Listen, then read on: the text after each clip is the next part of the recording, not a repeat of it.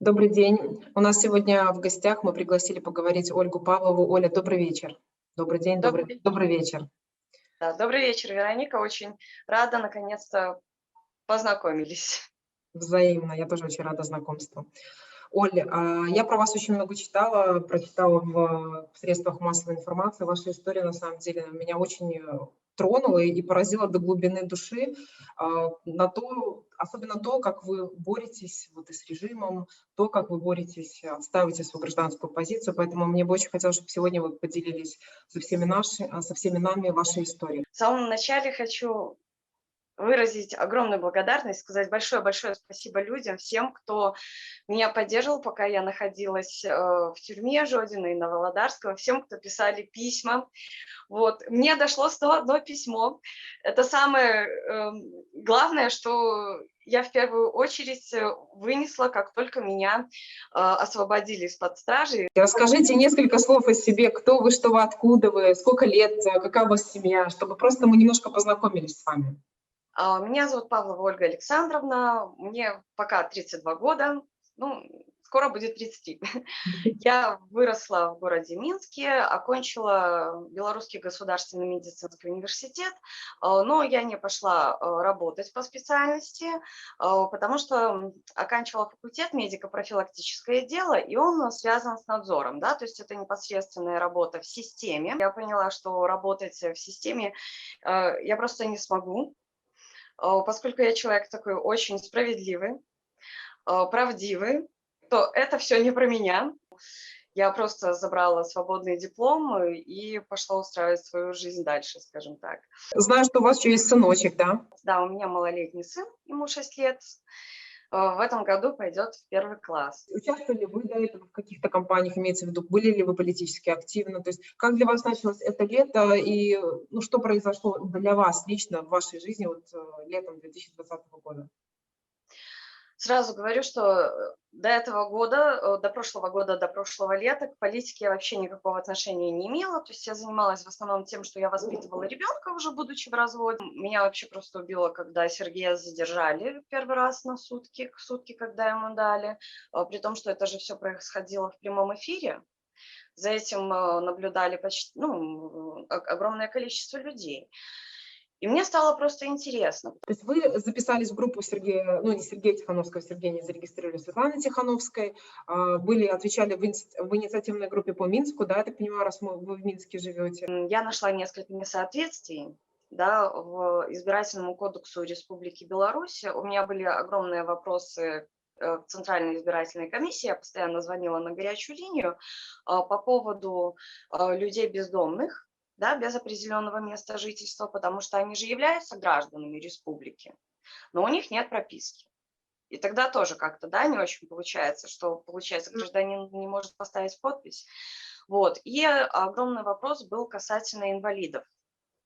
Потому что люди-инвалиды по зрению, либо те, у кого тремор рук наблюдается, да, это же огромное количество состояний. Это и постинсультное состояние, и элементарно профессиональное заболевание. Они просто не могут вписаться вот ни в эти бланки, либо эти бланки просто изначально не засчитываются. В итоге я несколько раз звонила в избирательную комиссию на горячую линию, задавая эти вопросы, да, и, ну, у меня есть же, сохранились все аудиозаписи, у меня в облаке лежат, можно послушать. Ну, и ответ был такой, что, ну, что мы можем сделать, да, нет ручек, нет компотика. Расскажите свой опыт именно вот с точки зрения, когда у вас начались там задержания, проблемы и так далее. 9 числа, да, в районе 10 вечера позвонил знакомый, я на всякий случай еще днем полностью затарила рюкзак всеми необходимыми препаратами для оказания первой медицинской помощи. И вот в 10 вечера, когда мне позвонили, сказали, что в районе Стеллы слышны взрывы, обстрел идет, я попросила просто подругу меня ну, максимально близко туда отвезти. И вот первый раз я была задержана именно в районе Стеллы. К вам применяли силу? Они абсолютно ко всем применяли силу. Вас били? Меня бил и начальник ЦИПа на Окрестина, это вот Шапетько Евгений. Я потом его узнала просто. Как фамилия? Шапетько Евгений, начальник ЦИПа Окрестина. Он вас бил лично, да? Он лично меня ударил головой о стену. А вас задержали, за что? Вот за что вас посадили в автозак? То есть основание задержания было участие в несанкционированном митинге? Какое было основание? Никакого основания не было, просто в определенный момент, при том, что я стояла, у меня были просто вот подняты руки, показать, что мы безоружны абсолютно, и не надо применять силу. И просто в определенный момент ОМОНу поступил, как я понимаю, приказ на захват, и они просто понеслись огромным количеством на людей, достав вот эти вот все щиты, дубинки. Параллельно меня еще там начальник, наверное, подразделения, потому что этот мужчина был в годах. Вот, он меня пихнул с криками о том, что это ж надо как напилась. Да, и я упала, очень сильно рассекла руку. Дальше подошли другие участники этого всего, и просто, ну вот, без объяснения каких-либо причин никто не представлялся, вот просто тебя берут и затаскивают в автозак и закрывают там в отдельном этом стакане, в отдельном боксе. Все. А вы с вами в автозаке были женщины и мужчины или только женщины? Меня посадили одну. В первом я поменяла 2 автозака, пока приехала, при том, что меня же еще ранило, ну, получается, они когда забрасывали людей гранатами, да, по-другому не скажешь. Да. Вот, и обстреливали, мне повредили руку, и осколок гранаты зацепил ногу, да, то есть у меня была открытая рана, кровотечение, и я все время просила дать либо рюкзак, потому что там же все отобрали, либо оказать помощь, согласно 45-й статье Конституции, либо просто хотя бы из рюкзака дать мне что-либо, потому что, кровь, она текла, она не останавливалась. Мужчин забрасывали, как я поняла, там была клетка, и их настолько давили, что они просто говорили. Они просили больше никого не садись, потому что они не помещались, настолько они были спрессованы. Потом меня перевели, то есть там выстроились от одного, я не знаю, автозака, не автозака, до второго какого-то вот этого транспортного средства. Был вот этот коридор из сотрудников ОМОНа, то есть они все были в черном. Вот, нас перегоняли тоже там с дубинками, с автоматами. Оля, а девушек тоже били дубинками? Вот девушки бежали по коридору, вот то, что на видеокадрах показывают. Мужчин, девушек точно так же дубинками били? Меня дубинкой не били, да, но как только, во-первых, постоянно вот это вот оскорбление, и как только я пыталась хотя бы просто поднять голову, посмотреть, где я нахожусь, потому что ответом на вопросы было одно оскорбление, там, рот забей, рот закрой, шалава, сука, и все, больше ничего, и двигай булками, на этом все. И как только я пыталась поднять голову, то есть тут же по голове тебя так кто-то голову опустила с таким. Вот. И во втором транспортном средстве я уже была не одна, там еще одна женщина была, и уже вот вместе мы доехали, как потом оказалось, что это был ЦИП, но мы же тоже не знали, никуда нас везут. Вот. Оля, а вам, скажите, вам оказали медицинскую помощь? У вас текла кровь, то есть вам плохо, вы ранены. Вам вообще как вы остановили кровотечение? То есть, они же видят, что у вас кровь течет. И вот вы просто... Никак, абсолютно. Я 3 суток была без, не только я, абсолютно все были без оказания медицинской помощи вообще. Какой-либо, самостоятельными силами. У меня просто уже на 3-е сутки на самом деле начали загниваться раны. Лето, жарко, тем более условия были, антисанитария полнейшая, и у меня на 3-й день просто начался активный воспалительный процесс, уже даже с выделением гноя. 3-м суткам. И тогда они вам оказали помощь, да? медицинскую? Никто не оказывал помощь до того момента, пока я не приехала домой и сама себе не оказала помощь. Когда вы находились на Крестина, то есть сколько они вас держали на Крестина? На Крестина я пробыла вот с ночи 9, с 9 на 10, и днем 12 нас перевезли на Жодино. Один раз, знаете, один раз мне оказали медицинскую помощь, это было после суда, я ходатайствовала у судьи, чтобы помощь была оказана, и мне дали 2 ватки с ну, при том, что нагноения уже были достаточно обширные, и там действительно надо было вскрывать и чистить, но единственное, что мне дали 2 ватки с перекисью водорода, и еще фельдшер очень так скривилась, и я говорю, это все? Она говорит, скажи спасибо, что за это остальным, ну, то есть у тебя на самом деле все вообще замечательно и хорошо, остальные пострадали намного хуже, и у них нет даже этого. Оль, скажите, а вот когда вы находились на Крестина, либо до того, как вас привезли на Крестина, вот вы были, ну, вы сказали, что вас тоже ударили так, головой об стену, там начальник, да, Крестина? Ну, меня много раз ударяли. Первый раз это вот именно в этом коридоре меня бил сотрудник, это Рублевский Евгений, мы потом установили его личность. Вот, потом девушка, вот блондинка знаменитая, она и ноги выбивала, и руки мне выкручивала.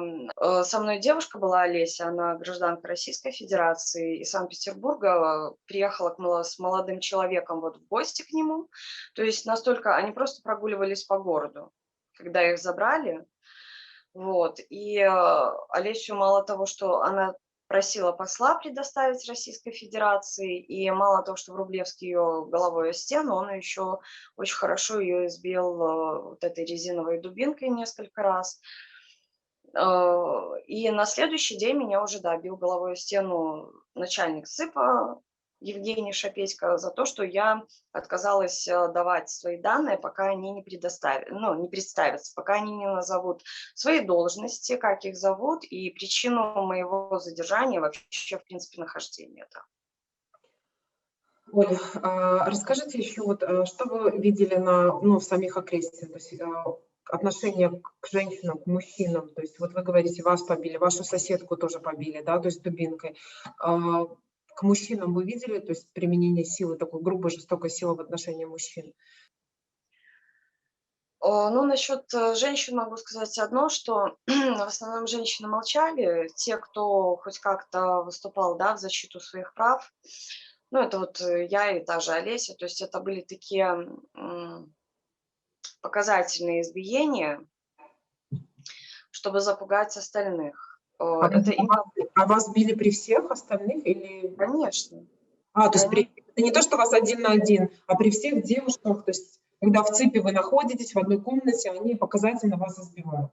мы стояли в коридоре, девушки стояли вдоль стенки налево, ну вот мы именно стояли с руками вот так вот на стену, да, а мужчины, они стояли на коленях, голова в пол и руки сзади. И вот в этой позе, получается, паховая область у мужчин, она абсолютно открыта. Вот, и нас с Олесей просто избили на глазах у всех в назидание, да, что вы стоите, молчите, подчиняетесь полностью, и тогда вас не тронут. Ну, фельдшер подходила, то есть она принесла эти мусорные пакеты, чтобы мы туда складывали украшения. При этом никому не давали никакие-то протоколы изъятия вещей, да, но про это я вообще молчу, этого вообще изначально не было. То есть это все было быстро, очень в грубой хамской форме, ну, то есть нас постоянно оскорбляли. Блондинка это ходила у женщин, то есть ты так ставишь ноги на ширинке. Как ее фамилия, вы помните или вы не знаете ее фамилию? Я не знаю, но она работает на одной смене с Евгением Рублевским. И фельдшер тоже, да, то есть они все работают в одной смене. На самом деле найти ее для тех, кто может это сделать, не составляет абсолютно никакой проблемы. Достаточно просто поднять журнал. Вот. И, значит, начали принуждать сдавать украшения. Вот, я сказала, что пока мне не дадут как-то опись имущества сдаваемого, я ничего снимать не буду. И тогда мне фельдшер начал угрожать, что если я не сниму сережки сама, она их сорвет, ну и тем самым порвет мне уши просто. Это вот по отношению к женщинам. Потом нас отвели в отдельную комнату, где мы разделись, нас осмотрели. 2 раза там надо было присесть, оделись. Раздевают, раздевают догола, правильно? То есть полностью раздеваетесь, они вас осматривают, приседаешь, они это все фиксируют как-то, да, что у вас ничего нету, и разводят вас по камерам. Ну да, уже побыв на Жодино, могу сказать, это называется голый шмон. Вот. И да, дальше нас повели, но то, что творили с мужчинами, это вообще было ужасно, потому что их избивали прямо у нас на глазах, били очень сильно. А за что их били, Оля? За то, что они сопротивлялись или что? Ни за что. Их били просто ни за что. Те мужчины, которые ехали со мной, которые были, ну, которых я слышала, они еще, пока ехали в этой клетке, они как-то еще пытались шутить, как-то, ну, не то чтобы договориться с ОМОНовцами, с этими. Они просто пытались как-то с ними, ну, разрядить эту обстановку, что ли. Они говорили им: ребята, ну зачем, ну что вы делаете, ну вы что, ну неужели вы серьезно, да, ну. И они, когда их передавали вот этим сотрудникам уже внутри, потому что там же тоже, там на каждом этаже были ОМОНовцы с этими автоматами, и они их когда передавали, они сказали одно, что а вот это шутники, проучите их. То есть им еще больше досталось. Били просто ни за что, при том, что они в основном выбирали именно ребят молодых, высоких, здоровых, да, чтоб, ну, я не знаю, чтобы дольше бить, наверное, можно.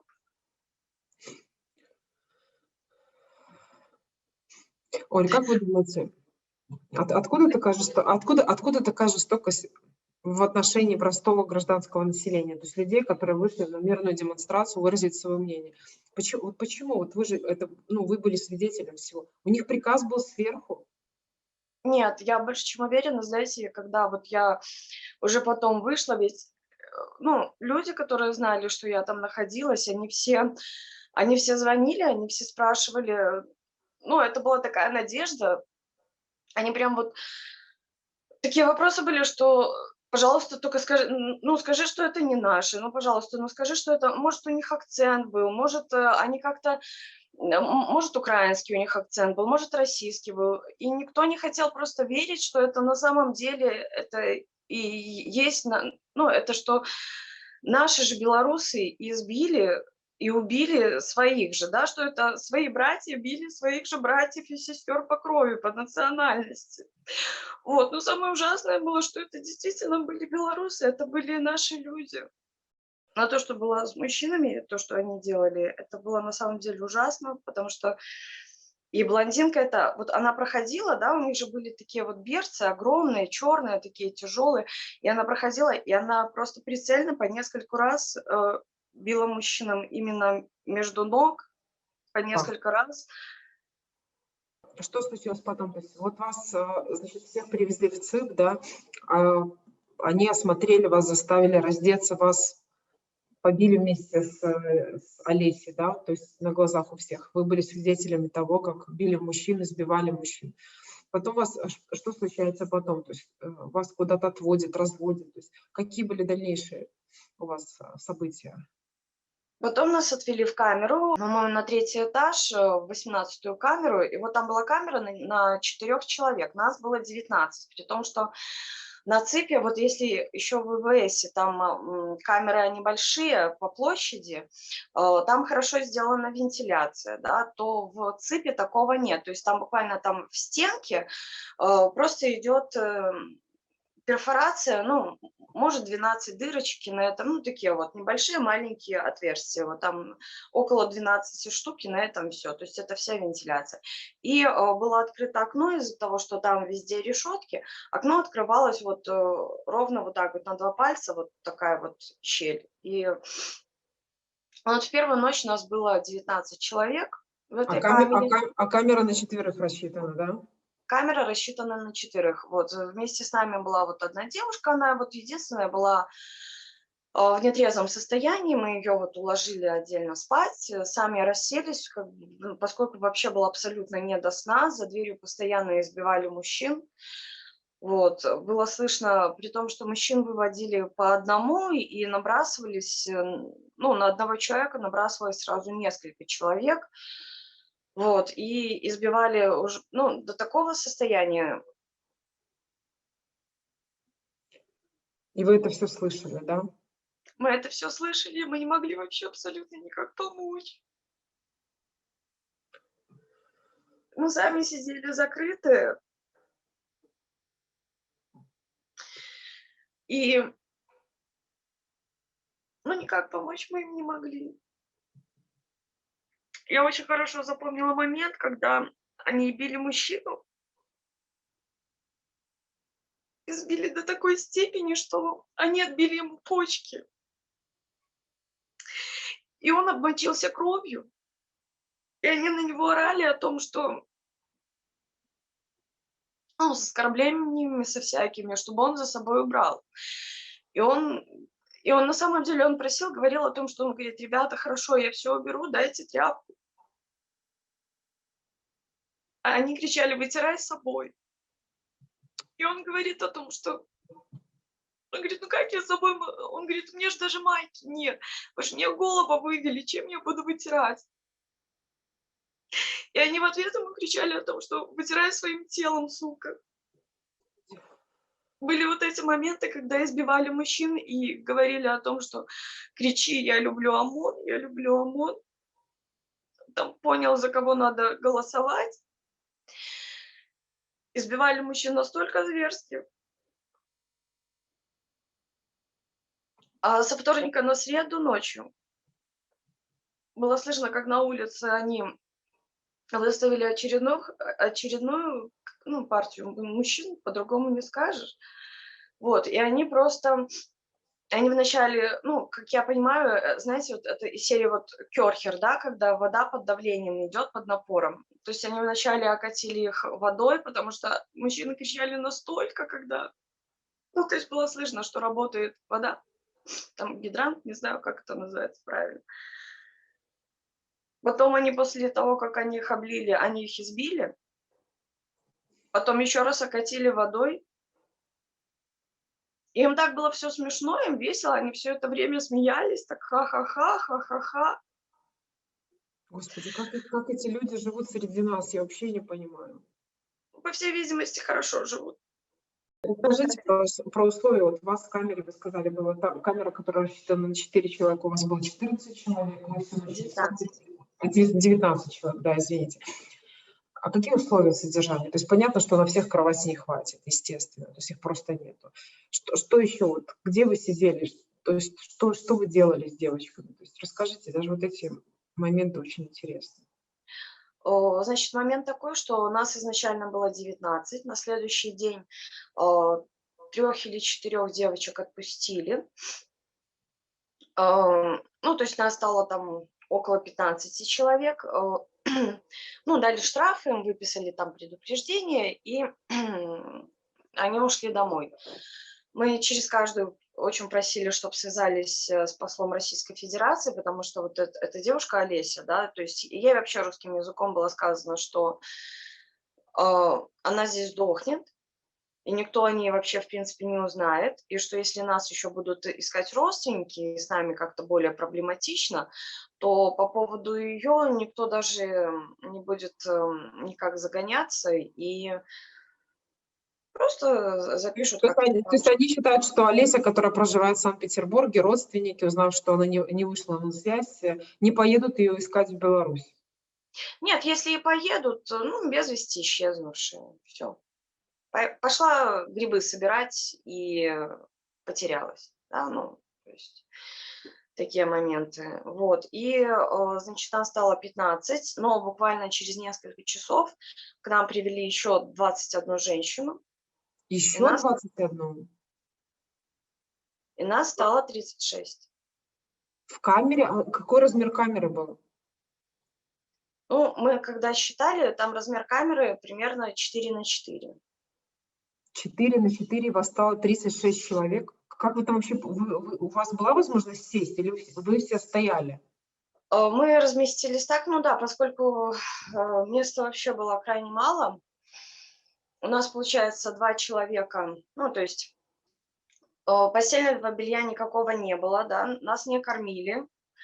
На третий день, в среду, единственное, что нам дали 2 буханки хлеба за все это время. Вот. Но на самом деле, когда люди голодают, начинать еду с хлеба, это неправильно. А пить сдавали?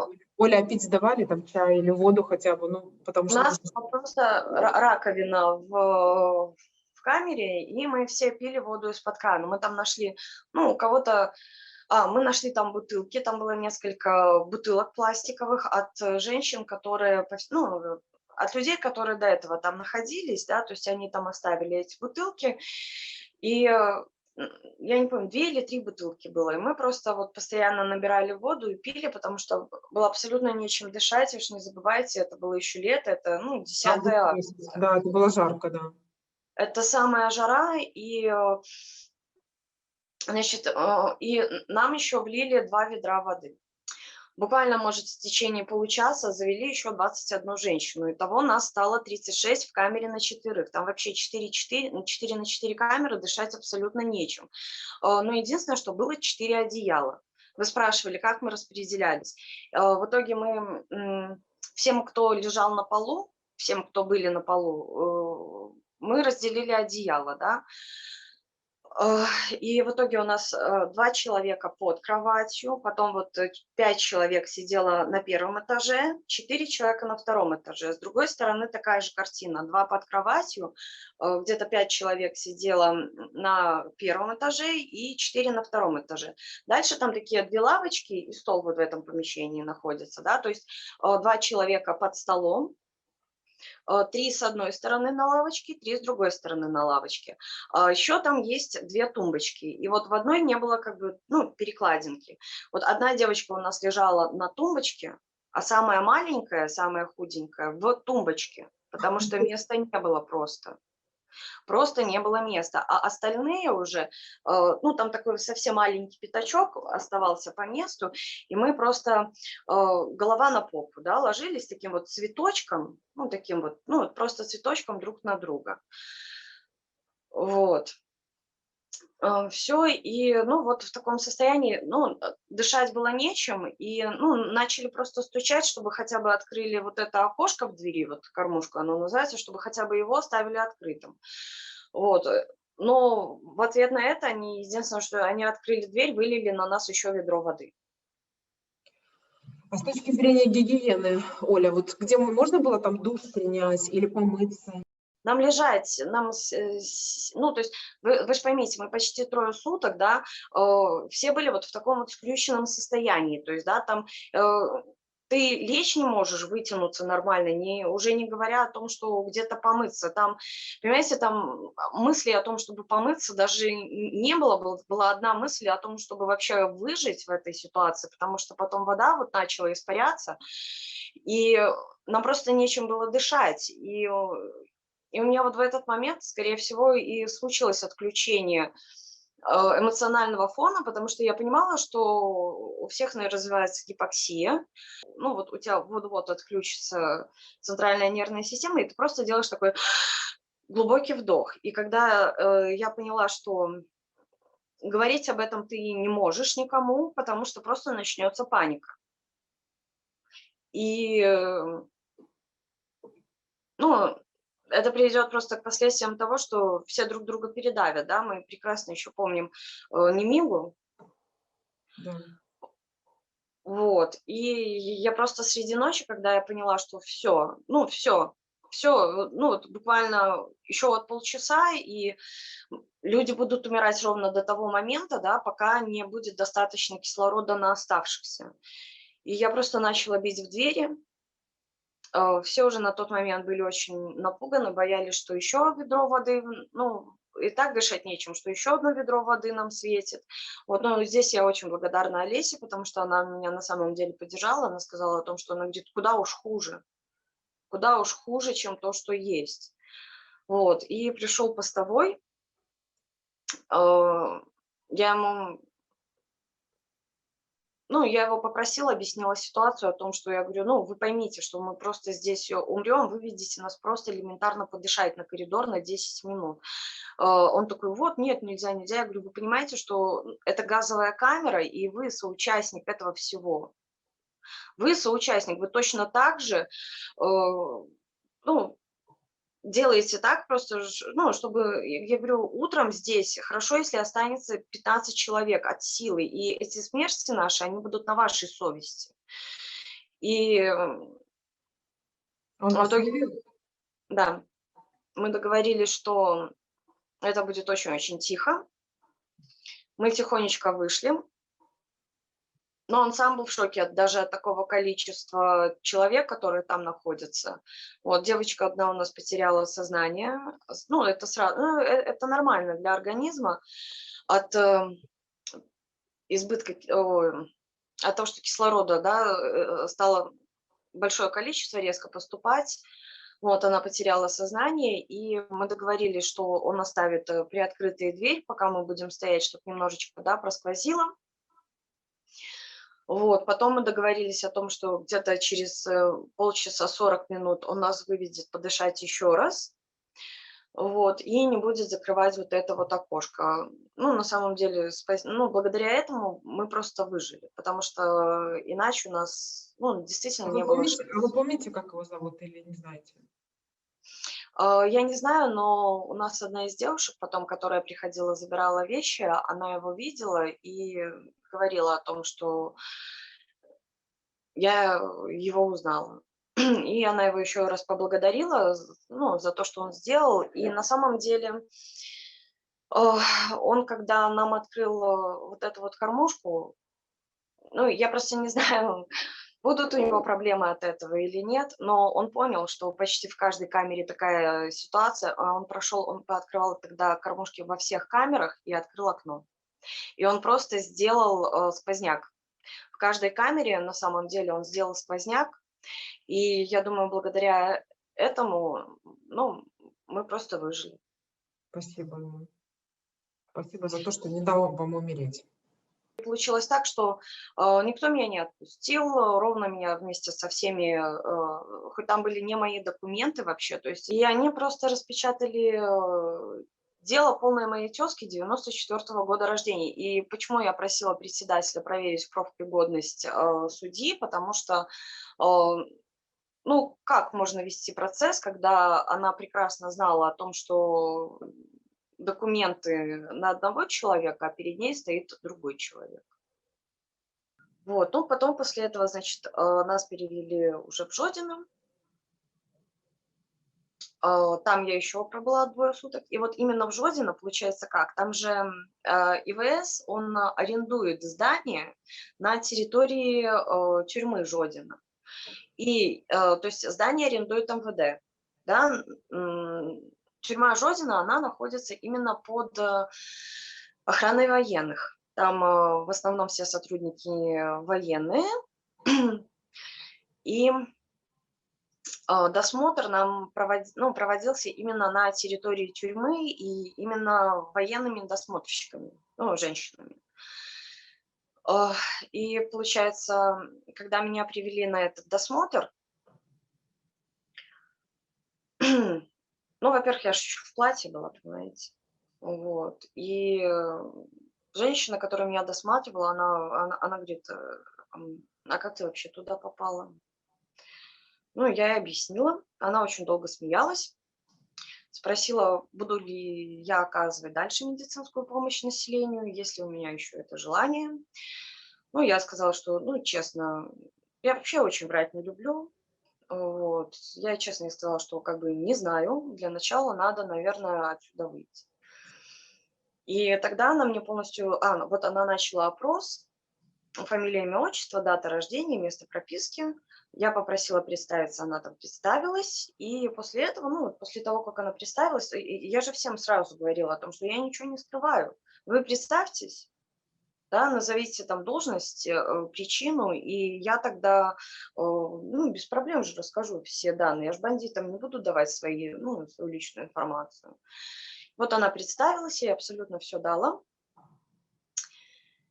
И она просто перевернула. Она позвонила кому-то, говорит: Что делать? У меня данные на одного человека, а передо мной совсем другой". Ну и впоследствии она сказала, она говорит: "Так, вашему, я вашей организации, я вашей структуре не подчиняюсь. Я подчиняюсь именно структуре военной, поэтому я буду записывать все со слов человека". Вот, и я ей за это на самом деле очень благодарна. И дальше она просто перевернула, показала о том, что она говорит: "Это не ты, это не твои данные, это просто твоя однофамилица. Здесь нет ни протокола задержания, ни протокола правонарушения, здесь нет даже решения суда. Здесь вот просто на листочке кто-то ручкой написал 15 суток".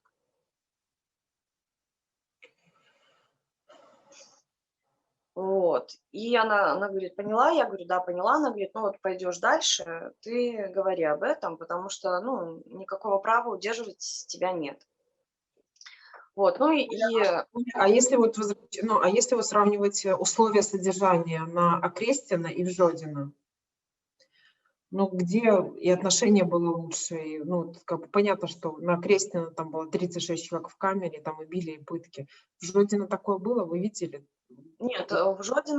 нет, в Жодино уже было все, уже не было никаких оскорблений, потому что если на Окрестина, то есть, ну, там круглосуточно, да, то есть, круглосуточно идет унижение твоего личного достоинства, круглосуточно оскорбления летят в твою сторону абсолютно от, любого сотрудника, то уже на ИВС в Жодино от сотрудников такого не было. То есть, никто не оскорблял, то есть, да, был определенный там порядок, вот, но оскорблений никаких не было. Единственное, что вот нас потом отвели, ну, это тоже, это такой момент психологически очень такой страшный, когда нас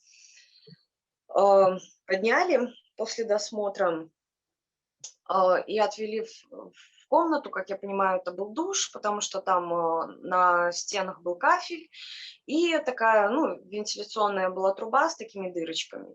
И я вот просто, я стояла, и я думала, вот что сейчас будет? Вот они пустят просто газ, чтобы мы задохнулись, или они нас, ну, будут расстреливать, ну, возле кафеля просто, чтобы проще отмыть. Нет, я сразу у сотрудника начала спрашивать, я говорю: "Зачем вы нас сюда привели? Вы нас расстреливать будете?" И на самом деле, ну, просто этот вопрос немой был в глазах у всех. И он, ну, у него по глазам видно было, что он тоже сам испугался, и он такой говорит: "Нет, нет, нет, мы сейчас будем вас распределять, ну, просто что большое помещение". Ну и дальше, когда вот было распределение, то есть там каждого вызывают там по фамилии, да, ну, там собирают и ведут в камеру. И получается, вот я своих девок уже как-то потеряла, потому что обратила внимание, говорю: "Это не моя фотография, это не мои данные". Вот, человек это увидел, побежал там за начальником сходил, вот, но начальник ИВС сказал: "Садись со всеми остальными". Вот, и меня уже отвели в другую камеру. Там была камера на 8 человек, но, во-первых, там и вентиляция нормальная, там сама камера больших размеров, и нас там было 24. Вот, но мы хотя бы элементарно, мы легли на пол, но мы могли вытянуться хотя бы на этом полу. То есть девчонки точно так же отдали нам одеяла свои, вот, мы их постелили на пол, и вот это впервые за 3 суток, когда ты вот не вот так вот сутки в позе эмбриона проводишь, да, просто можно вытянуться. Все, и на следующий день уже начали кормить, то есть кормили там завтрак, обед, ужин. Вот, ну, единственное, что я сама затребовала, ну, бумагу, ручку, чтобы написать заявление о голодовке, потому что, понимаете, у меня такая получилась ситуация, что я сижу не по своим данным, и я потом никак не докажу, что я там находилась. И я просто написала заявление на голодовку, вот, попросила зарегистрировать, потому что, ну, это был единственный шанс оставить след там, да, ну, след своего пребывания там. Вот, все, и вот утром на проверке я говорила, поднимала вопрос о том, что я вообще тут незаконно удерживаюсь, потому что 72 часа уже давным-давно истекли. Вот, но корпусной на это только посмеялся, такой: ой, ну да, там будешь рассказывать. И тогда на следующий день я просто, пока мы в отстойнике в этом сидели, ну вот в этой комнатке, да, пока ждали перевода, там были огарки спичек, я наковыряла эти спички. И на следующий день я просто размочила спичку. Когда пришел следующий на проверку, я попросила представиться, он представился, и благодаря этому я просто записала его данные. А у меня как раз в этот день, 14 августа, у меня у сына день рождения. Вот, и, ну, и я ему сразу сказала, я говорю, значит, у меня у ребенка сегодня день рождения, я уже изначально зла со старта, что я с ним не нахожусь в этот день. И вы меня незаконно удерживаете, и если бы до этого я писала заявление только исключительно на вашего начальника, то, что он выполняет противозаконные приказы, то, начиная с этого дня, я говорю, я не вопрос, я 15 суток отсижу, но сможете ли вы потом отсидеть? И я абсолютно каждого буду просто записывать, спичку у меня достаточно, вот, и вы все потом просто поедете. И вот он тогда сходил, поднял мои документы, действительно увидел, что я не вру. Вот, еще там женщина была такая очень приятная. Ну, и они там уже как-то договорились с начальником, что меня будут выпускать. Единственное, что вот он прямо при мне, ну, женщина у него спрашивает, она говорит, типа, а документы вот эти вот, да, которые на нее. Ну, и он такой ответ говорит, порви и выбрось. И что потом происходит? Все, дальше мы походили по всем складам. Ну, то есть меня присовокупили к группе мужчин, которых тоже выпускали, потому что там туда привезли, там еще не все были осуждены. Еще над некоторыми, ну кого-то же 10-го забирали, кого-то 11-го, еще вот была запущена вот эта вот машина судов. Вот, и вот вместе с мужчинами мы прошли там 4, по-моему, помещения в поисках своих вещей. Я там ничего не нашла. В итоге нас отвели еще в 5-е помещение. Это уже было на территории тюрьмы, потому что уже, ну, вот такое огромное количество вещей туда свезли. Я ничего не нашла. И вот меня, как я была, ну, в платье, да, то есть ни документов, ни денег, ни справок, ничего. Вот, ну, нас просто вывели, сказали, до свидания. Вот, в следующий раз меня задержали 6 сентября. За что? Мы А где вас задержали? на Партизанском проспекте возле прямо магазина «Спар». Это было. Я выхожу с этим кофе, и тут приезжает 2 черных автомобиля тонированных, за ними милицейская машина, ну, потом я уже на видео когда смотрела, это ГАИ, да, машина ГАИ была. Вылезают оттуда в балаклавах огромное количество человек. Я в этот момент, я как была с 2 стаканами кофе, я быстро просто включила камеру на телефоне, подошла, я говорю, а что вообще происходит, а на каком основании? Он начал выхватывать телефон у меня из рук. Я говорю, так, это мое личное имущество. Вначале давайте-ка акт изъятия, да, потом телефон. Вот, ну и все, и меня вот сказали, пройдите в БУС. А как вы попали в карцер и за что? Когда меня, ну, на самом деле, это вообще ужасная такая история. Когда меня привезли на Жодино, это, ну, я восприняла это просто вот как насмешка судьбы какая-то, да, потому что, учитывая, что буквально за пару дней до этого Я вообще не ожидала такого предательства именно со стороны армии к народу.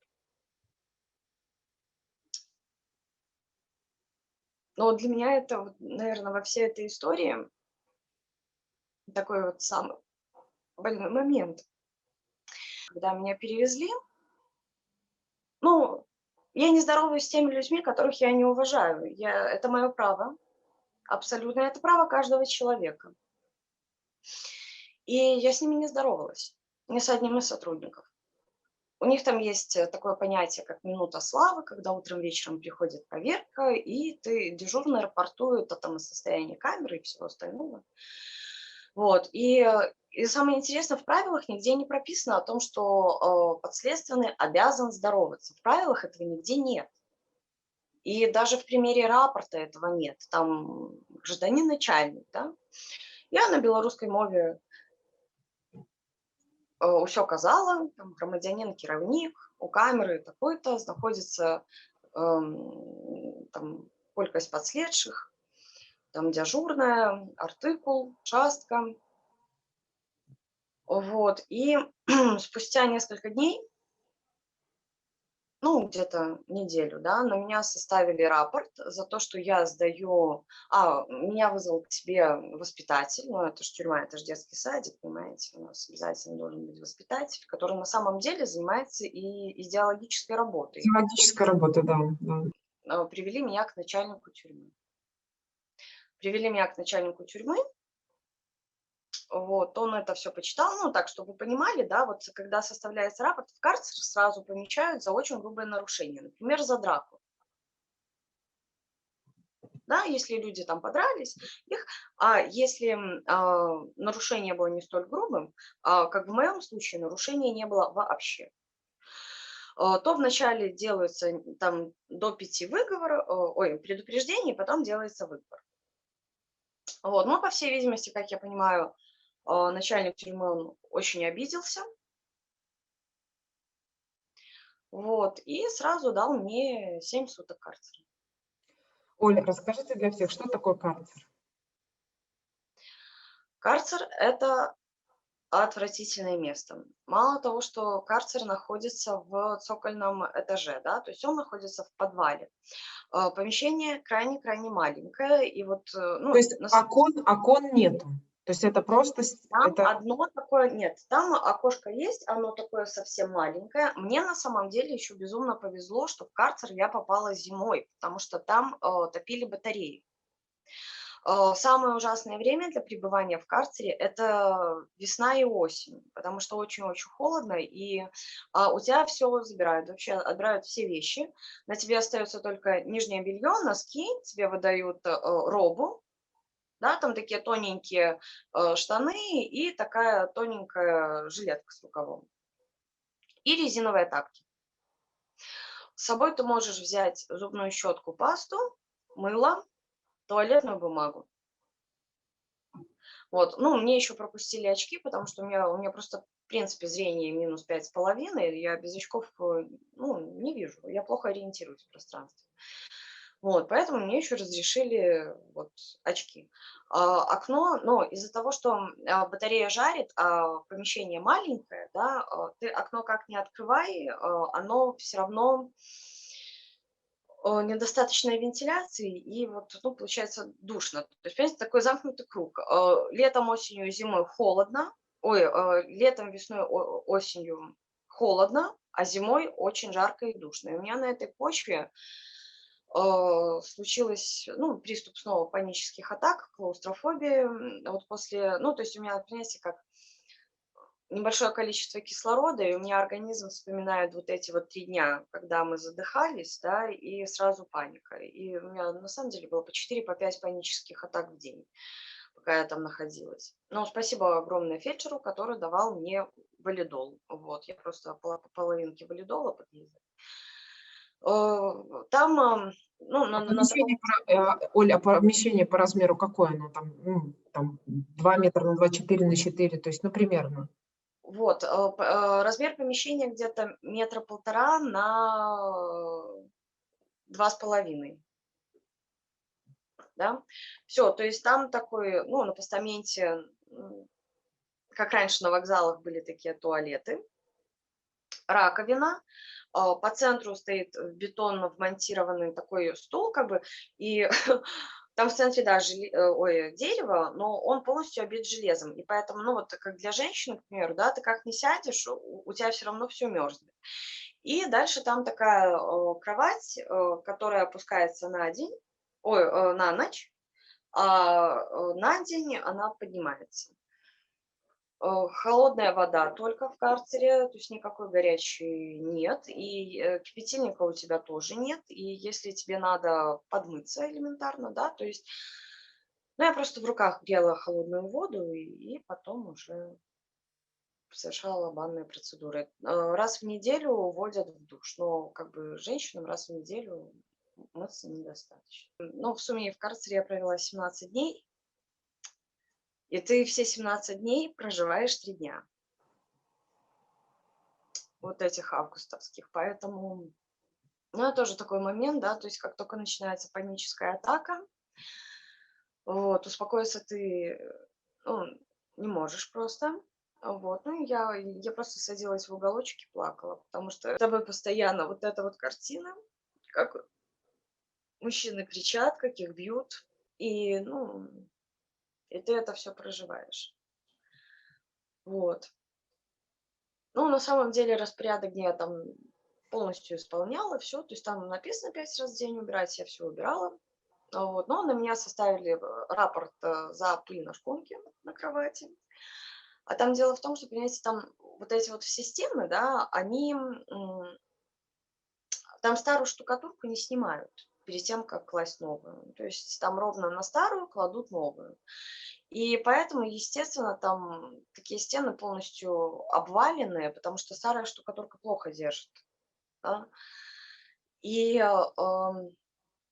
эти вот все металлические, там металлическая одна дверь, а потом еще решетка. И когда они открываются, от вибрации по стене вот эта вот штукатурка, она опадает на кровать. И, ну, и все об этом знают, о том, что ну, с кровати убрать эту пыль просто нереально, потому что при любом открытии двери, тяжелой металлической, пойдет вибрация, и там, ну, осыпется. Вот у меня за все 7 дней был написан один рапорт за пыль на кровати.